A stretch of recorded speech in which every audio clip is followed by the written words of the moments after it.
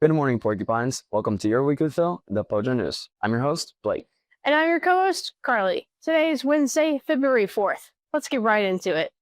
For our weekly catch-up, starting with the 29th, our varsity basketball team played at Lake Worth. The girls won 52-25, and the boys lost 71-65. Way to go, Pines.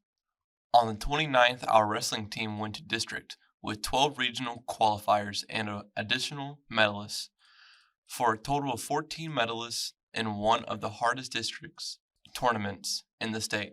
Good luck at regionals in Lubbock. Moving on the 30th, our basketball team went against Bridgeport. Our girls sadly lost 47-29, and the boys lost 68-49. And our varsity softball team scrimmaged against Boyd, and they won. Lastly, both soccer teams went against Bowie, with the girls winning 1-0 and the boys winning 3-0. Finally, Academic UIL had their Invitational A meets at Brock and Archer City. Several students did stellar, with many placing. Number Sense had Lincoln Copeland in first place for JV. Pros had Olivia McCabe with 6th place, Addison Weber with 5th place, and Amaya Kayworth with 4th place. Poetry had Yasmin Jackson place 2nd, Informative Speaking with Ainsley Walker placing 4th, Persuasive Speaking with Alexandra Plebensky placing 4th, News Writing with Carly Latner placing 1st place. Lastly is Ready Writing with Mackenzie Bradshaw, who placed 1st, and Robin Aquino placed 5th. Now over to Carly with the point. Thanks, Blake. This is Carly with The Point. Now, here's lunch for the rest of the week.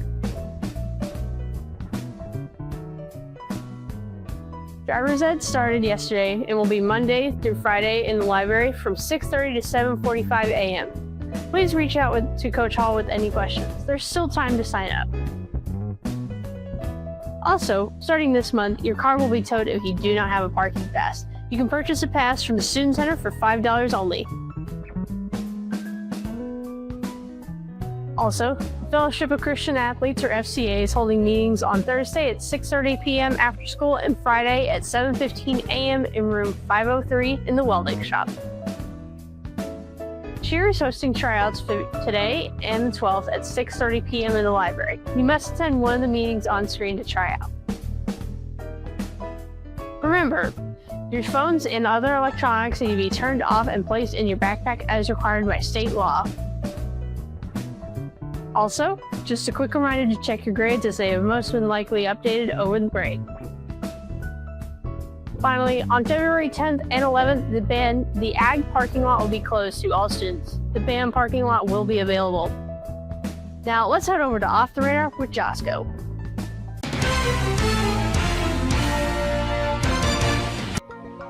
Thanks, Carly. Here's your Off the Radar report. Looking forward to this week, it looks to get a little warmer outside with it being in the 50s to upper 60s with some clouds in the sky. This has been Josco with your weather checkup. Now let's get the scoop from Blake. Thanks, Josco. Now here's your weekly scoop. Would you like to take a trip to France and Italy? Well, get ready, because there's going to be a 10-day trip in the summer of 2027. The meeting for parents has been postponed, but keep an eye out for any updates. If you're interested, make sure to grab a flyer from Mr. Walker or Miss Hughes. The blood drive is coming back for Valentine's Day, Saturday 14th. To sign up, go to your Porcupine portal. It will be in the small gym from 8 a.m. to 3 p.m. So even if you don't have a Valentine's, you can still give a piece of your heart to someone. For prom this year, tickets will be available. Remember, the theme for the prom is Masquerade Ball. Remember, you can always bring a dollar to wear your hat on the last day of the school week. Attention seniors, Miss Musselman is working to get your senior meetings rescheduled as soon as possible. For now, check your email for the related Canva to vote on a senior field trip. Finally, cookies can be purchased for $3 in front of the POJO wall after school on Fridays to help support the culinary classes. And that's all for the scoop. Now over to the dot with Jacob. The SAT word of the week is construe, and it means to construct or interpret meaning out of a sentence or words.